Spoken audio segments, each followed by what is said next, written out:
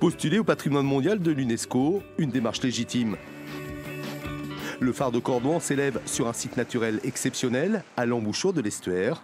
Un joyau architectural depuis plus de 400 ans, seul phare en mer, encore habité toute l'année. Cette candidature répond donc à une certaine logique. Beaucoup de personnes parfois ne sont pas venues jusqu'à Cordouan, n'ont pas découvert le phare. L'idée c'est de leur faire prendre conscience qu'ils ont là un patrimoine exceptionnel, de faire en sorte évidemment que d'autres viennent le visiter, mais en tout cas de garantir que la Gironde et la Charente-Maritime puissent être fiers de ce phare de Cordouan et que demain eh bien, nous puissions garantir d'avoir un patrimoine qui soit hors du commun et reconnu comme tel par l'UNESCO.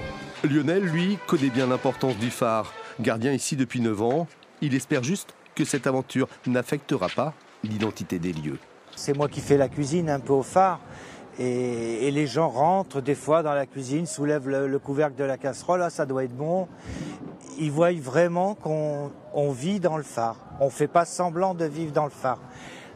Et ce qu'il ne faudrait surtout pas perdre, c'est cette authenticité. Mais pour obtenir cette reconnaissance, le processus est long. Débuté en 2002, l'inscription prend désormais sa pleine mesure après les premières étapes sur le caractère unique du site et ses dimensions naturelles. On prépare la partie plan de gestion. Et donc tout ça doit être terminé normalement pour fin 2018, de manière à pouvoir présenter le dossier en 2019. Et après, c'est le président de la République qui décidera quel dossier il souhaite présenter au niveau de la France. Réponse au mieux en 2021.